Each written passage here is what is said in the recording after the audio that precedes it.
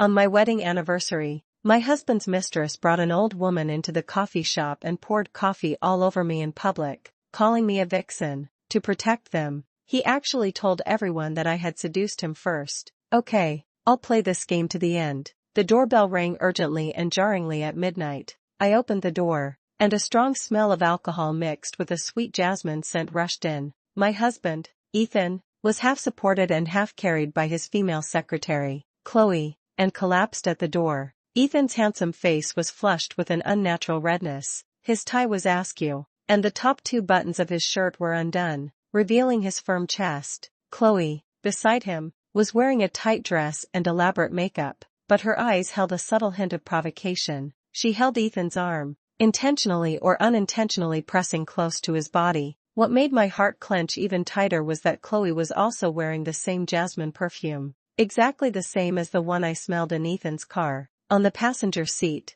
earlier today. So it wasn't my imagination. Olivia, Chloe's voice was so soft it could drip water. Ethan had a business dinner tonight and drank a little too much, so I'm bringing him home. I turned sideways expressionlessly and let them in. Chloe familiarly helped Ethan to the living room sofa, her movements as natural as a hostess. She didn't even ask me and went straight to the kitchen. I'll make Ethan some honey water to sober him up. I stood there, watching her rummage through my kitchen for honey and a cup, her posture as if she had practiced it thousands of times. My heart sank little by little. When did this home become a place she can come and go as she pleases? She came out with water, wanting to gently feed Ethan. Ethan groggily opened his eyes, and when he saw it was Chloe, a trace of dependent smile actually appeared, and he obediently drank a few mouthfuls. That smile, once upon a time, belonged only to me. Chloe casually placed the water glass on the coffee table, and as she turned, her elbow accidentally bumped into a crystal glass next to it. The crisp sound of shattering was particularly loud in the silent living room. Those were a pair of couple cups that Ethan and I had specially customized from Italian artisans when we got married. The initials of our names and the word eternity were engraved on the cup, symbolizing a lifetime. They were valuable, but more importantly, they were of extraordinary significance. Now, one of them, Ethan's, is broken, the fragments scattered on the expensive carpet, refracting a cold light. My heart, too, followed the sound of shattering, and an irreparable crack appeared. Chloe exclaimed and immediately squatted down, on the verge of tears. I'm sorry, Olivia, I didn't mean to. This cup looks so expensive. She looked up, her eyes red, and looked at me, changing her tone. I know these cups cost $300. 000. It's my fault. I'll pay for it. Don't be angry. She deliberately raised her voice, emphasizing the price of the cup. The weak posture, coupled with a grievance tone,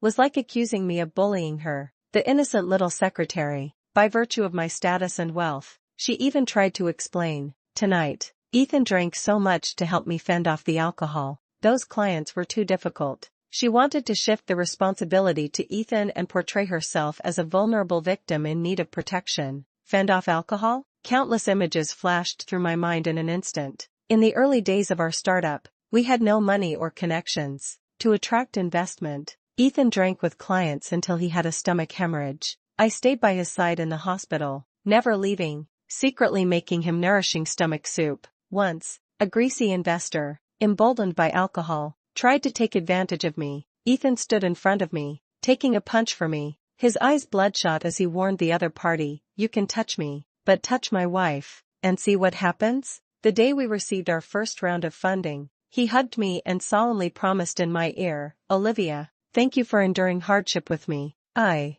Suzhou Bai, will never let you down in this lifetime." The words, "never let you down," are still ringing in my ears. But now, he's shielding another woman from alcohol, letting her into our home, and breaking the keepsake that symbolized a lifetime for us. The stark contrast is like a dull knife, repeatedly cutting my heart, hurting me so much that I can barely breathe. I took a deep breath, suppressed the surging emotions, and said in a voice as cold as ice, "Pay up, $300,000, not a penny less." Slap. I have no interest in listening to her explanations, nor do I want to watch her performance. The cup broke, just like our relationship. There's no going back. Compensation is the price she must pay, and it's also the last bit of dignity I give to this fading relationship. Chloe seemed surprised by my toughness. The aggrieved look on her face instantly froze, and a hint of panic flashed in her eyes.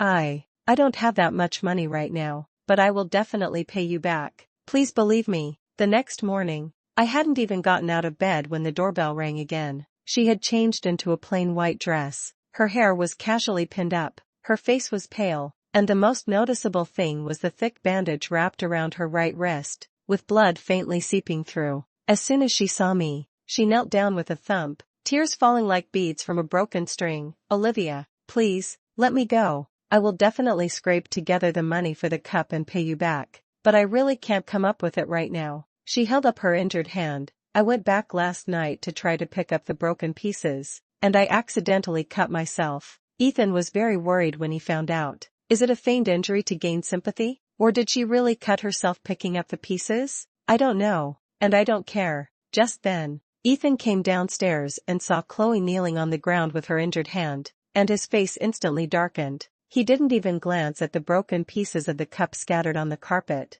walked straight to Chloe, and nervously helped her up. What happened to your hand? How could you be so careless? Then, he turned his head and looked at me with a cold, disappointed look I had never seen before. Olivia, that's enough. It's just a cup, right? Do you have to be so aggressive? He accused me of being harsh. He accused me for an outsider. She didn't do it on purpose. I've already disciplined her. Ethan's voice held an unquestionable authority. I'll pay you for the cup. He took out his phone and, in front of me, directly transferred $300,000 to me. The notification sound of the successful transfer rang out, like a loud slap, hitting my face hard. Olivia, I always thought you were generous and reasonable. Ethan's tone was full of disappointment and accusation. But you're really making a mountain out of a molehill this time. Eneen is just my secretary, and she's had a hard time. Why do you have to make things difficult for her like this? He called her Eneen, so intimately. He thought I was making things difficult for her, that I was making a mountain out of a molehill. I looked at him like a stranger. Ethan, in what capacity are you standing up for her, paying off her debts, and even criticizing me? I am doing it for your own good. Ethan frowned, his tone tinged with impatience. I don't want people talking about you behind your back, saying you mean and can't tolerate a little secretary. For my own good? These 4 words sounded incredibly ironic at this moment. Rage and heartbreak intertwined, collapsing the last shred of my sanity. I raised my hand and slapped Ethan hard twice. The crisp sound echoed in the empty living room. These 2 slaps are also for your own good. I mimicked his logic, my voice trembling slightly with anger. I don't want people gossiping behind our backs, saying that the president of Apex Innovations is protecting his mistress and bullying his wife. Chloe next to me reacted quickly, immediately throwing herself in front of Ethan to protect him, then suddenly raising her hand and slapping herself twice. Olivia, it's all my fault. Don't blame Ethan. If you want to hit someone, hit me, she cried, taking all the blame on herself, acting with utter sincerity. Ethan looked at Chloe, who was protecting him and crying like a pear blossom in the rain, then looked at me with a face full of cold anger. The last trace of warmth in his eyes completely disappeared, replaced by a strong disgust. He didn't look at me again, carefully helped Chloe up, checked the redness and swelling on her face, then took her hand and walked out of this house without looking back. The door was slammed shut, isolating everything outside. Only me and a mess of broken glass remained in the living room. My heart was completely broken too. After that, Ethan didn't come home for a few days. When he came back, he was even colder to me, but he tacitly allowed Chloe to appear in our home more frequently under the pretext of work needs, delivering documents, reporting work, and sometimes even discussing urgent projects that I couldn't understand at all. She was like a silent vine, constantly infiltrating my life, entangling the last bit of air between Ethan and me. One day, I came home and found that my favorite red roses, which I replaced with fresh ones every week, were gone from the living room. In their place was a large bouquet of pure white, fragrant jasmine. Jasmine again, Chloe's scent. Ethan was sitting on the sofa looking at documents, and without looking up, he said, "The roses at home have been replaced. Chloe is allergic to rose pollen, and it affects her work." After a pause, he added, his tone as calm as if he were talking about the weather. "Besides, we've been looking at roses for so many years, we should be tired of them by now." I'm tired of it. Just like his feelings for me. I didn't say anything and turned to go to the flower room. The next day, the jasmine in the living room disappeared, replaced by a bouquet of blooming white lilies. It's Chloe. Lilies are beautiful, but Ethan is severely allergic to lily pollen. This is something I knew from the very beginning of our relationship. In the evening,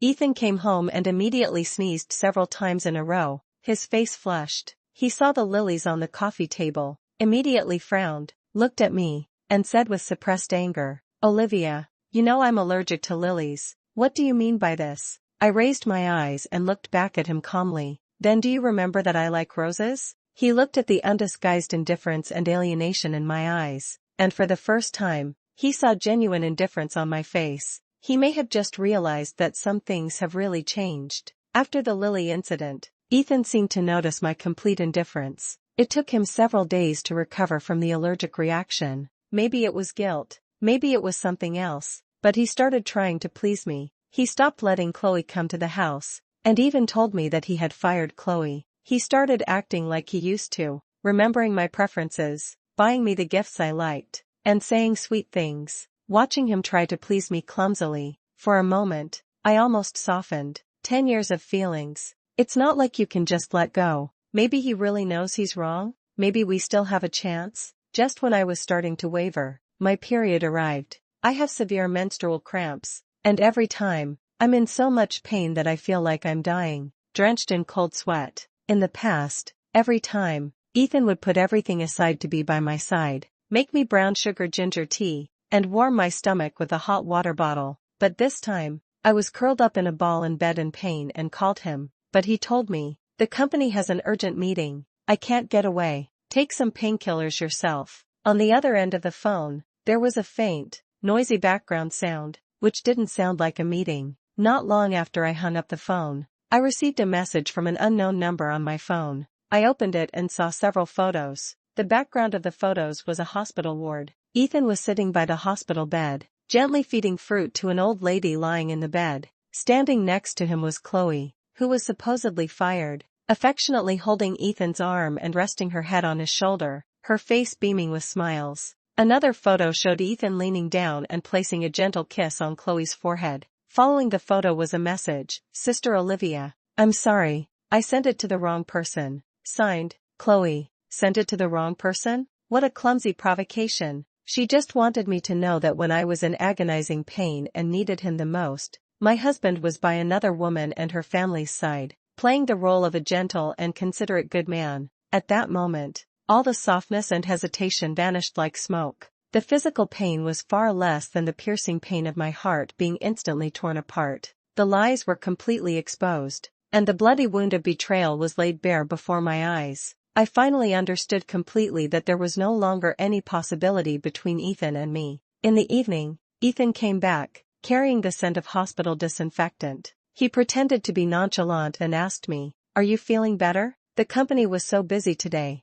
I didn't say anything, just handed him my phone, the screen still showing those glaring photos and Chloe's messages. Ethan's face turned pale instantly. He opened his mouth, trying to explain. "Olivia, listen to me. It's not what you think." "Then what is it?" I looked at him coldly. He finally admitted to lying. "Yes, I went to the hospital today, but I went to see Chloe's grandmother. The old woman is sick, and Chloe can't handle it alone. She's so pitiful. I just went to help. There's nothing between us." "Pity?" I repeated the word, feeling incredibly ironic. "So, your wife is at home in agony, but you run to the hospital to play the devoted boyfriend to your secretary and her family because you pity her?" Ethan was speechless, a flash of panic and guilt crossing his face. Looking at him like this, I suddenly felt very bored. I calmly proposed a condition. "Okay, I believe you. As long as you have no contact with Chloe for the next 24 hours, I will forgive you this time." Ethan's eyes lit up, as if he saw a glimmer of hope for salvaging the situation, and he immediately agreed without hesitation. "Okay, I promise, I will absolutely not contact her." He thought this was an opportunity one was giving him, only I knew that he wouldn't be able to do it. Snap, snap. This wasn't a test at all. It was simply the beginning of the end of our relationship. 3 days later, it will be our 10th anniversary. Ethan acted like a model husband, turning off his phone and saying he would dedicate the entire day to me. Ethan was stunned by the slap, covering his face and looking at me in disbelief. He booked my favorite restaurant and gave me the necklace I had been eyeing for a long time. During the dinner, he suggested taking a picture to commemorate the occasion. I smiled and cooperated with him, taking a few photos that still looked loving. Then, in front of him, I posted one of the photos on Instagram with the caption, 10 years, grateful, cherish. Moreover, I specifically turned on the location function,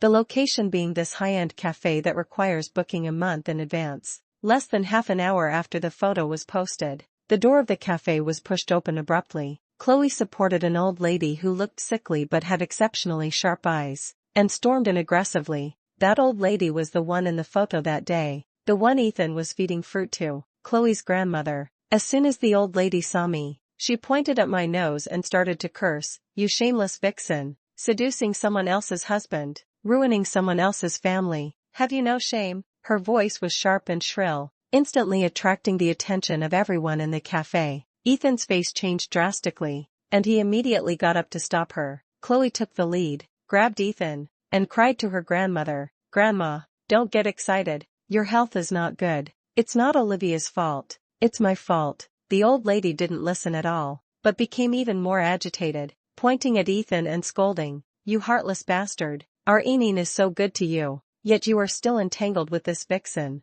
You must explain it clearly to me today." Ethan looked at the old lady, who was so excited she was almost out of breath, and then looked at the eyes of everyone around him. A trace of embarrassment and anxiety flashed across his face. To appease, or rather, get rid of, this grandmother and grandson, he made a move that I will never forget. He took a deep breath and said loudly to the old lady, and to everyone watching in the coffee shop, "Grandma, you've misunderstood. Olivia has always been pestering me. I'm here today to make it clear to her that we're over." He said I was him, pestering him. He said we were over. On our anniversary, at the final date location I had carefully planned, in front of everyone, the old woman got the answer she wanted, and her arrogance grew even more rampant. She picked up the coffee I had barely touched on the table and splashed it hard on my face. The scalding liquid, mixed with coffee grounds, streamed down my hair and cheeks, leaving me in a terrible state. "Bah, shameless mistress, you deserve it."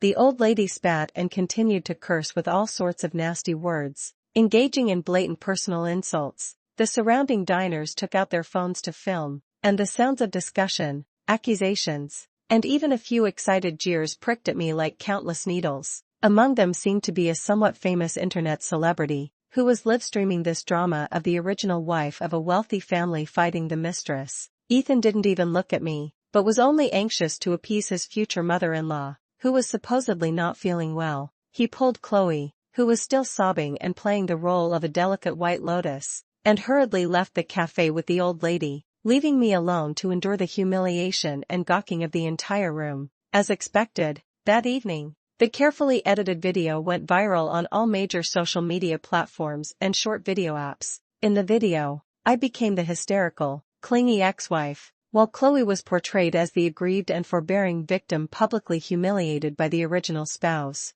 The old lady's action of throwing coffee was blurred, leaving only my disheveled appearance and her strained accusations. Hashtags like #abandoned wife making trouble in coffee shop #, President's true love little secretary and #vicious original wife coffee assault quickly trended on social media. My personal information, home address, and even my parents' contact information were doxed and exposed online. Private messages and comments filled with abuse and curses flooded all my social media accounts, and harassing calls and texts kept ringing and buzzing. I became the target of online criticism from the entire network. Ethan remained silent throughout the entire ordeal, but I know he must have been behind it. He used his PR power to suppress unfavorable comments about himself, protecting his and Chloe's image, but turned a blind eye to my leaked information and the online violence I suffered, even enjoying it. Fine, if he wants to play the public opinion war, then I'll play along to the end. I turned off my phone, isolating myself from all the outside malice. Then, I used a small account to register a brand new social media account. I didn't rush to refute or curse back, but calmly published a long article. The title of the article was, 10 Years of Drinking Ice. Hard to Cool the Hot Blood, My 10 Years with Ethan, President of Apex Innovations. I started writing from when we met in college. writing about the hardships of starting from scratch and co-founding Apex Innovations, writing about his decadence when his business failed, and how I mortgaged the house my parents left me to support his comeback, writing about how I stayed up all night to take care of him when he had a stomach hemorrhage, and writing about the promise of never betraying he once made. I attached photos of us from our youth to maturity, and finally, I attached a clear photo of our marriage certificate, which clearly showed our marital relationship and the registration date long before Chloe appeared. I didn't accuse, didn't scold, but in the tone of a wife betrayed by her beloved, I calmly narrated our past and present, completely shaping myself into a tolerant, affectionate, but ruthlessly hurt victim. At the end of the article, I only left one sentence: justice lies in the hearts of the people. This long article was like a blockbuster, instantly detonating public opinion. The carefully constructed narrative, the detailed chain of evidence, especially that marriage certificate, completely overturned all previous claims that I was a persistent ex-wife. The public opinion suddenly and completely reversed overnight. The public's sympathy was aroused, and they began to spontaneously dig into the truth. Soon, the facts of Chloe being a homewrecker and Ethan cheating during his marriage were exposed. Ethan's words in the coffee shop, his completely different attitude towards me and Chloe, and his tacit or even manipulative cyberbullying of me were all magnified and scrutinized. Many of the accounts that previously attacked me were discovered to be bots. A more complete, unedited video of the scene at the coffee shop was also released by passers-by, and Ethan's sentence, "Olivia is me, Olivia is pestering me," and the scene of him hurriedly leaving with the mistress and the old lady became ironclad evidence of his hypocrisy and cowardice. The more sympathy they had for Chloe before, the more they despised her and Ethan now. Scumbag man and bitch woman, modern Panjinlian and Shiman Ching, ungrateful wretches. Various labels were plastered on them. Their social media accounts were taken over by angry netizens, and their personal information and dark history were dug up completely. Apex Innovations' official account was also full of voices of resistance and condemnation. Ethan was stunned. They suffered 10 times, 100 times more severe cyberbullying than I did before. What goes around comes around. The backlash of public opinion is only the first step. My counterattack has only just begun. While Ethan was overwhelmed with handling the public relations crisis and the company's stock price plummeted due to the founder's scandal, I convened an emergency board meeting as a major shareholder. Yes, the major shareholder, in the early days of Apex Innovations, to thank me for my support and the life-saving grace of mortgaging my property, and also to prove his sincerity. Ethan took the initiative to transfer 30% of the company's original shares to me. The agreement clearly stated that regardless of changes in marital status, this portion of the shares would belong to my personal property. He probably never imagined that this share, initially used to show loyalty, would one day become a weapon to kick him out. At the board meeting, I listed the huge negative impact Ethan's improper handling of personal emotional issues had on the company's reputation and market value, as well as his inaction and wrong decisions in crisis public relations. I joined forces with several other shareholders who were already dissatisfied with Ethan's recent performance and successfully removed Ethan from all positions at Apex Innovations, including CEO and chairman of the board. Then, under everyone's gaze, I took over as the acting CEO of Apex Innovations. The news caused an uproar, but soon,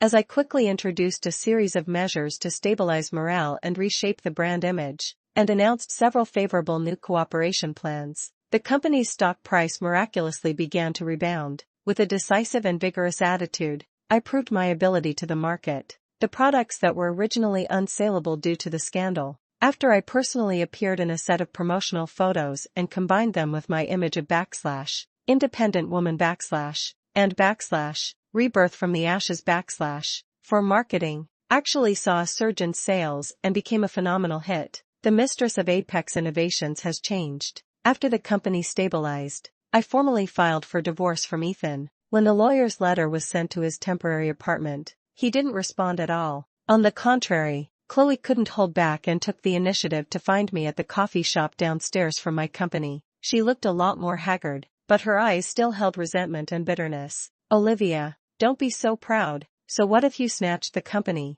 Ethan loves me. We'll be getting married soon." She tried to provoke me with words. I picked up the coffee in front of me, took a sip, and looked at her with undisguised contempt. "Really? Then congratulations." However, A man's heart is like a needle at the bottom of the sea, especially a man like Ethan, who can abandon his wife who has been through thick and thin with him for you. How can you guarantee that he won't abandon you for the next true love? I paused, watching her face change suddenly, and slowly added, unless you can tie him down with something more secure, like a child? Chloe's eyes lit up for a moment, then dimmed again, as if she was quickly calculating something. I smiled, ignored her, and got up to leave. The bait has been dropped. Now it's just a matter of waiting to see if the fish will bite. As expected, a month later, Chloe surprisingly discovered that she was pregnant. She couldn't wait to send me the photos of the pregnancy test stick and the pregnancy test report, along with a close photo of her and Ethan hugging, with the caption, "Thank you for your reminder, Sister Olivia, we are going to be parents." Naive provocation. I directly saved these photos and information as screenshots, along with the hospital photos she sent me before, the anonymous provocative messages, and various solid evidence from the internet, and submitted them to my lawyer as supplementary evidence of Ethan's marital infidelity and the breakdown of the marriage, to file for divorce. Ethan probably didn't expect me to be so decisive. After receiving the court summons, he contacted me for the first time. On the phone, his voice was tired and hoarse, with a hint of trying to salvage the situation. "Olivia, do we really have to go this far? For the sake of our past relationship?" "Relationship?" I interrupted him. "When you blamed me, slandered me, and let me be cyberbullied for Chloe's sake, when the cup symbolizing a lifetime between us broke, when you replaced my favorite roses with jasmine, saying you were tired of them, when you chose to accompany her at the hospital instead of staying with me when I had period cramps. The relationship between us was severed by your own hands.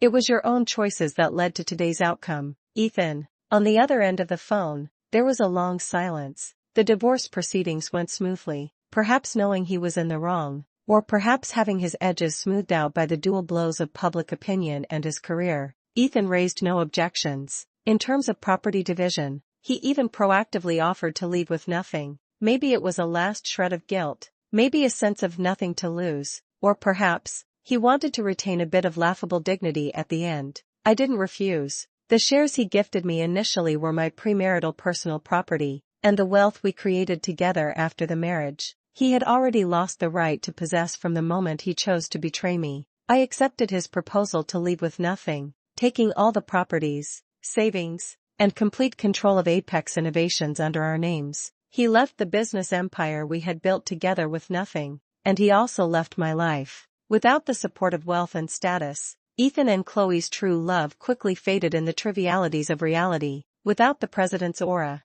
Ethan couldn't find a decent job and could only make a living by doing odd jobs. The extravagant life of the past was gone forever, replaced by the narrowness of the rental house, the trivialities of daily life, and day-to-day arguments. Chloe soon gave birth to a boy. The arrival of the child did not bring much joy to their struggling lives, but rather exacerbated the conflicts. Formula, diapers, and various expenses overwhelmed them. Ethan became increasingly indifferent to this child, who symbolized a stain on his life, and to Chloe, who was losing her figure and becoming increasingly haggard. He even started staying out all night. Arguments, passive aggression, and occasional physical violence became the norm in their lives. It is said that Ethan eventually died in a cheap rented room, from cardiac arrest caused by long-term alcoholism and depression. When he died, he was clutching the platinum ring from our wedding. Ironically, that ring, which symbolized eternity, ultimately accompanied him to his death. Chloe, having endured Ethan's long-term indifference and occasional violence, coupled with postpartum depression, was in an extremely unstable mental state. During a heated argument, she accidentally pushed Ethan, causing him to hit his head on a hard object, which accelerated his death. Although the forensic examination determined that the main cause of death was heart disease, Chloe was still sentenced to prison for negligent injury, or indirect intentional homicide. Their infant child, left unattended, was eventually sent back to Chloe's old home in the countryside and handed over to her elderly and frail grandmother. The future fate of the child is easy to imagine. You reap what you sow. Perhaps this is the ultimate price they paid for their choices. As for me, life after the divorce, on the contrary, opened a brand new chapter. I devoted myself wholeheartedly to the management of Apex Innovations. Under my leadership, the company thrived, and its market value repeatedly reached new highs. I became a well-known successful woman in the business world, independent, confident, and radiant. I no longer grieve over lost relationships, but focus on self-improvement and enjoying life. I work out, travel, learn new skills, and make new friends. I am living more and more like myself, instead of being an appendage to someone else. Naturally, new suitors have appeared around me. One of them is a young designer a few years younger than me, sunny and cheerful, talented, and his eyes are full of admiration and sincerity when he looks at me. He would quietly bring warm late-night snacks when I worked overtime late. He would offer interesting suggestions from his unique perspective when I encountered problems, and he would generously say to me, "Olivia, the way you work seriously is really charming." I didn't accept immediately, nor did I completely reject him. Having experienced that failed marriage, I understand better how to love myself and how to treat relationships with caution, but I know that I have already come out. The road ahead is still very long and full of infinite possibilities. It's like the old saying, when you start to truly love yourself, the whole world will come to love you. My new life has only just begun. There is no greater sorrow than a dead heart.